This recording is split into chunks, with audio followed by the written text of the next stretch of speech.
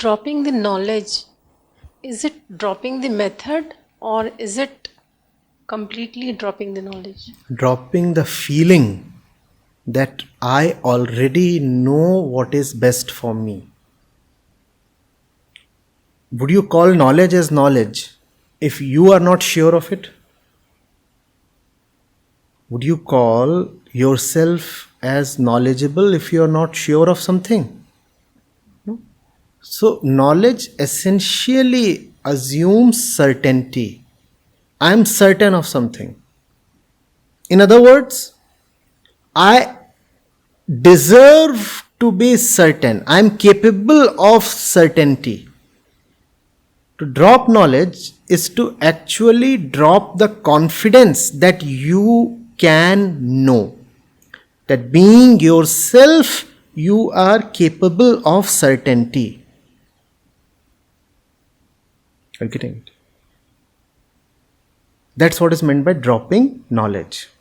Dropping knowledge does not mean wiping out memory and information from your brain. It merely means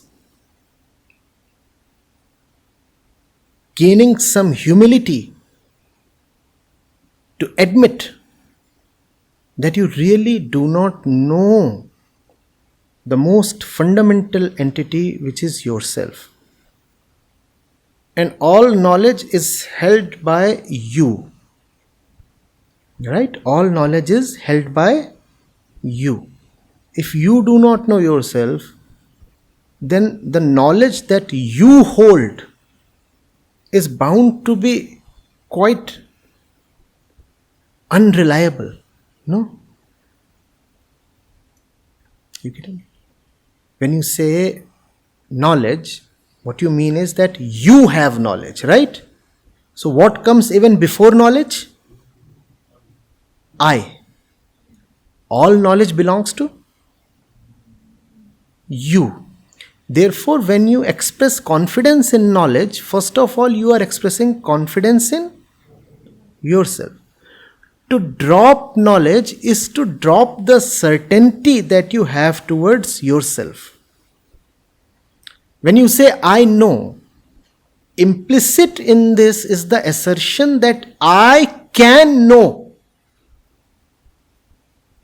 When you say, I know, before that you have said, I can know. Now, being yourself, can you really know? Being who you are, prone to bias, prejudice, can you really know? Therefore, being yourself, you cannot know. Then how did you assert that you know? It was a false assertion, right? That is what is meant by unloading knowledge. It's not as if the one who unloads knowledge has no knowledge. He has knowledge, rather, he has no himself. When you say, I have knowledge, and you want to drop this statement, what is it that you drop in this? It is I that you drop, not really the knowledge. The knowledge will be there. Knowledge merely as memory and information. That will remain. And actually there is no way to wipe that out. If there is memory in the brain, it will remain for a while. And then in the normal biological process and depending on certain psychological processes also, it will probably disappear or get subsumed in a period of time.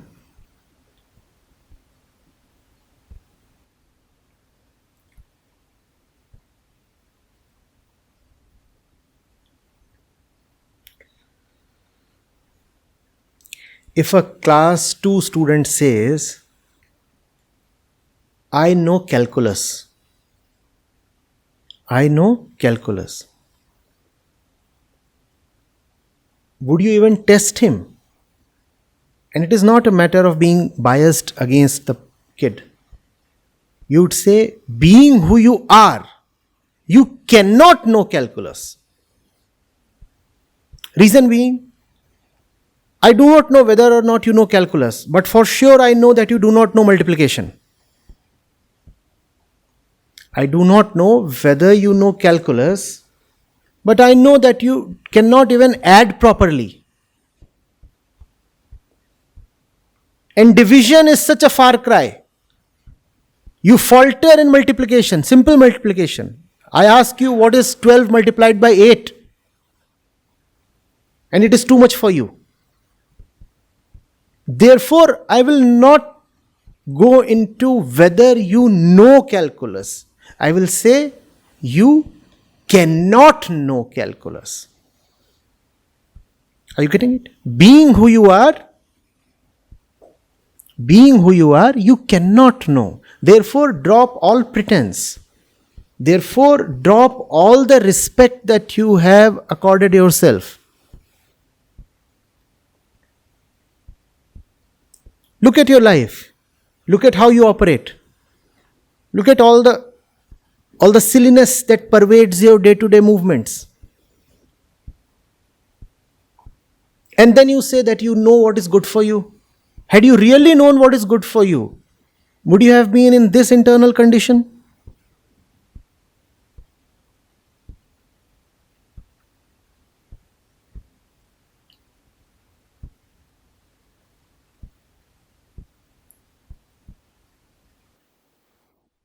Pranam Acharya ji. Acharya ji, as you told that, like Rishi told the ego or I or the disciple to drop I or to dissolve I. So my question is it really capable of dropping I, being in a body that works only being I? So is it really capable, like the ego, yeah, or the disciple is really capable of dropping I, like being in a body, right? So we are living in a nature or the world that works only being I. Thing is, what is this I going to base its trust on? One thing is to trust the body, which is the brain, which is the intellect and the memory.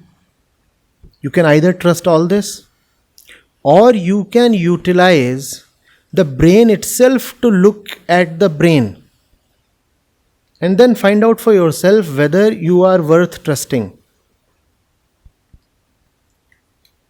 Are you getting it? One thing is to trust this biological apparatus blindly. Why? Because this is what I am, this is what I am born with, born as. So I'll just trust it. The other thing is, with all that you have, with whatever you have, why not examine this apparatus? Why not go into its functioning? Why not see whether it's worth anything or much or a lot? So test that. The power to come to a realization of your own limits is given to you. You have to use it and not be afraid. That's the point when fear kicks in. And fear kicks in because it asks a very horrible question, horrible to the ego. If I am not to be trusted, who do I place my trust on? And there is nobody in the entire world worth trusting.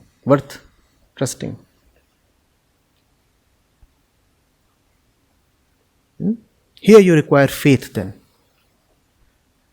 Well, I can say I do not know without even consciously knowing who knows. Are you getting it? The thing is, even if we come to know that we do not know or we are insufficient, we do not want to admit that. We do not want to admit that because that would bring us to a dead end. We are saying we do not know, without saying who really knows. We are saying I am not reliable, without knowing who is reliable. And that's a very awkward position, a horrible position rather. You feel so unsafe, very insecure. After all, you do need somebody to hold on to, right? Something to place your feet on. Otherwise, where do you stand? Faith is about admitting your own insufficiency without really objectively knowing where sufficiency can be had from. Faith is about admitting your falseness without consciously and objectively knowing the truth.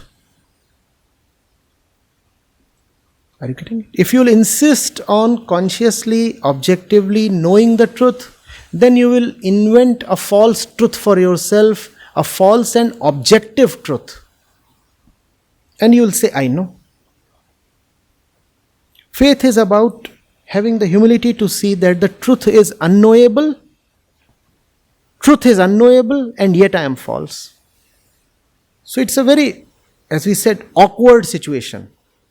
I am false, and the truth is unknowable. So basically I am left nowhere. I am false, truth is unknowable. What do I have? Nothing. It's a position that only very courageous people can handle. The world is false. So what is real? Well, that I don't know.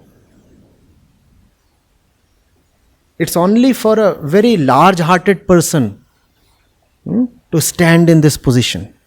The world is false, and the truth I neither know nor can ever know. The truth is unknowable, and yet I have the guts to declare that the world is false and I am false.